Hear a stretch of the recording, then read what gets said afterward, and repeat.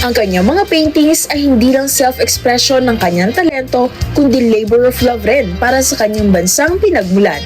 Dahil ang mga napagbentahan ng kanyang mga pininta ay nagpupunta para sa kanyang mga kababayan sa Ukraine na naapektuhan ng kaguluhan. Mula sa kanyang mga hinahangaang artist gaya ni Da Vinci, Malevich at Amor Solo ay humuhugot siya ng inspirasyon para sa kanyang obra maestra. Mga kada, ating kilalanin ang magilas na artist, Arthur Tselishchev.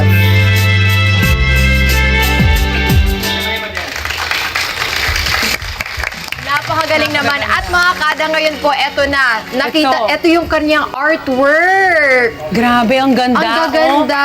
Tingnan nyo naman mga kada. Amiga, ano yung favorite mo dito sa 5? Ang hirap kasi sabihin ng favorite eh. Kung may pagkakataon ako na tumulong, katulad ng sinabi ni Mama P na talagang ginawa niya to for help, I would get lahat. Kasi napakaganda ng art niya. Actually, isa sa mga favorites ko ito. Siyempre. And then ito mga red, ang ganda. Ikaw, Ems? The beauty of Filipina kasi yung pinapakita dito. Yes. Ako, ito yung gusto ko. Ito. Kasi ito yung, it represents talaga yung different fabrics ng Philippines. Tapos, talagang nag-travel siya around the Philippines para lang makakuha yung mga gantong beauty, di ba? And he's been here, such a talented artist. So, kilalanin natin siya, no? Ito na, nandito na siya ngayon mga kada. Pia? Thanks, girls! Kasama ko na po si Arthur Tselishchev. I guess I got it right, Yes, Arthur? magandang umaga sa lahat. Oh my gosh! Good Pwede morning. ba hindi na mag-English? Yeah, subukan mo. Si Arthur po kasi mga kada, has been here since, for 8 years now. Yeah. Kaya marunong siya mag-Tagalog, you've been around the country. Yes, at years and counting, I've been from north to south, east to west, pretty much all around to each corner because I really admire every little island, the big island, small island, all the variety of cultures here. I bet you've been to more places in the Philippines than That's usually what my friends tell me. Yeah, like you're more Filipino than I am, but I'm sure I'm not because I'm just trying to be. But why, Arthur? I know na you came here to the Philippines to model to when you started, but then somehow your journey took a different turn. Yes. Can you tell us all about this? Of course, yeah. So it's a long story. I'll make it short. First, I just got here as a model, and I really had no idea about the Philippines. I thought it's really I'm so ashamed of this, but I didn't know much about it. So I just thought it's like white sand, coconuts, bananas, and stuff like this. So Just when I like just got most here, tourists, yeah, yes. especially It's the it's not so beaches, common. that's the draw, right? It's not so common for Eastern European, right? Yes. So when I just got here for modeling, I was actually prepared to work for the billboards, for the commercials, for the fashion show and runways. But when I just got here on the first day, I just really fell in love. I always honestly had a stiff neck because I was so amazed and shocked from all the skyscrapers. I had no clue. And then after this, I went to the mall. I've seen people smiling to you, and everybody is like trying to help you because I guess I was looking like I'm lost. Yeah. And then I was just so, overwhelmed, and in a good way, that I was like, wow, people are so kind here and so warm, and everybody's so happy to see you. So of course, after this, I started to practice my other skills. I met so many people, especially creative people, which is very important for me.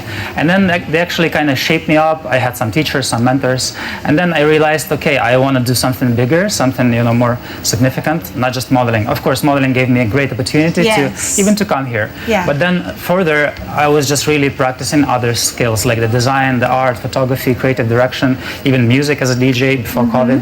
And then, the life is crazy. You never know what you're going to end up doing. Yes. And I never really wanted to settle for something, for just one thing. I always Yes. wanted to experiment. Yes. And it led you to this advocacy of yours, which is to paint and donate everything that you get from your paintings for a good cause. What led to that urge? Yeah, so of course, this was an unfortunate event for the whole world, not just for my country, from Ukraine, right?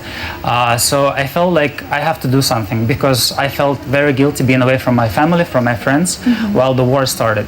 It's not really a good feeling. It doesn't really feel nice. So of course, I was like, after 2 months of really don't know what to do, I had to talk to all my friends, especially my family. They are the one to support me at first because Yes. I felt very helpless. And then they kind of shift my attention, and then they told me, do what you can do best. And I just realized maybe that should be the painting. So I wanted to portray Ukrainian culture because, again, it's not too familiar, especially in this region, right? Yes. So I wanted to kind of promote the culture in a nice way, nothing dramatic, nothing heavy and dark, because there is already a lot of it. So I just wanted to do something beautiful and something meaningful. So I just organized the event, a big exhibit, together with the Consulate of Ukraine. And the cause was really to raise funds for injured children of one of the biggest hospitals in Ukraine. So that was very timely because, of course, Ukraine needed help. I mean, until now also it does. But it was meaningful and very heartwarming to organize something with art, but with a really good cause. And, just it's so nice to feel that even one little painting can help someone or even save someone's life or even make it a little bit easier. How are things back home, Arthur? Yeah. Are your family members still there? Yes, both of my parents and my sister are both there because they decided to stay there. I was so frustrated to convince them to move either here or Europe or anywhere else where it's a little bit more safe. But I just have to respect their choice. They have responsibilities there. They also take care of, I guess, their closed ones. And then they just stay there. But the things there are, I mean, it's still at war. Yes. Bombings are happening almost every day in different regions, so it's very chaotic and random, unfortunately. But it's more manageable because the Ukrainians are kind of, they're very resilient, they're very brave and strong. Yes. So they were able to manage everything. So, like, even if the power station is bombed, they fix it within hours. Then the electricity goes back, the warmth goes back. And then people just trying to have normal sense of lifestyle. They just really move on and get used to it. Like this, when I had this exhibit, my mom helped me to write the speech. And then one of the lines was, you can never get used to the war. But now, after almost 600 days, it's more than a year, I just realized that people got used to this already. Yeah. So, do they have like bomb shelters? Where do they take cover when there's Yeah, there are sirens a few times a day because they actually, it's very, it's progressive, right? The technologies are there. So you can monitor each and every rocket which are like about to land somewhere. So people are prepared. So they know where to go to the shelter. They have some time to prepare. Not always, of course, because it's crazy times, but usually they prepared. And then, like, other than that, people just, go to work. The stores are open. Everything is open because the economy has to run. Country has to stand. And then people just have to really adjust. And then, do they have all their basic needs? Not everybody's fortunate, right? In big cities it's easier, more remote places are more hard. So the reason why I still do so many other initiatives, not even, without announcing, it's just really to help the volunteers on the ground. So I just have to send them whatever amount I can because they have to buy things, sometimes it's more humanitarian, like food or some clothes, for people who are either being bombed or those who have no access to the bigger city, right? Because they really need a lot of things. And then, many volunteers are actually brave enough just to go and help on the ground. Tell me a little bit more about your paintings, Arthur. Can we go there and talk about it? What are these? How do you choose the subject for the artworks that you paint? Like, for instance, all these ladies are from different parts of the Philippines that you visited, right? Yeah, so I've been traveling all around and I was able to get inspired from each region, and then I was able to meet some... These are ladies you actually met, or... Thank you. No, this is my imagination. This is my my interpretation of the Filipina beauty. This is how I see Filipinas. And of course, I also get inspired from all this local culture, from their dances, from their outfits, and their traditions. It's really amusing to me because, yes, I'm not from here, but I really admire this culture. So that's what I want to portray. I want to promote this, and of course, to appreciate it. So people would see it in a different way. They would appreciate it more because it's also a tricky question, right? With the culture, everybody's so different. Yes. But what I'm trying to do, of course, to show it in the best way possible, and then to kind of unite it. I mean, they look like, from one country. Yes, right? Definitely. And can you tell us a little bit about your artistic influences? Who are the people that you try to emulate or copy in terms of your style? When I teach, actually, I learn a lot from my students because it really helps me a lot to actually to get their vision and apply it on myself. That really helps a lot. But other than that, I always go to all the galleries, all the museums. Yeah. I really like to study old masters, like from all times, either from our region, from Ukraine or Philippines. Like, I so admire the Zobel, Amarsola. Yeah. Like, those paintings are just like it's impossible for me. Like, how was it possible during that time to paint this way? And then actually, interesting fact that I was able to teach Amarsola's grandson. Are you serious? Yes. So that was Wow. kind of surreal experience because this is the painter who I admire when I go to museum. And then after a few years, I just realized, okay, It's like full circle. You've come full circle. First, the grandfather you admired, and now you're teaching the grandson. yeah, but I still have so much to learn. Even though I teach, I love to share my knowledge and experience. I like to learn a lot from all the different techniques, different artists, and of course the cultures. But I know that your heart to help is not only exclusive for your own people. You also help our street kids here in the Philippines, right? Yeah, this is my goal really because I travel a lot and I see different kind of vibes in the streets, right? So of course I want to be helpful even here, even though I'm not from here. Just of course, aside of portraying in a nice way the local cultures, I would like to help some communities. So for example, last year with my friend Dita Sandico, fashion designer, we went together to Mindanao, and then we were able to meet the local people, Mangyang. So I made a documentary film about it, which was shown in the Royal Symposium in Malaysia. Now it's going to be shown in the National Museum of Fine Arts. And then, of course, all together, when we go there, we help them somehow as much as we can. Dita, she gives them work, so they work on the pieces, which she is also promoting the culture. And then, of course, they have a little bit better life, a little bit safer life, because building some simple structures, giving them some food, simple things like this. Just, of course, it's not going to change their life completely, but it will make it a little bit easier, and this is already a lot.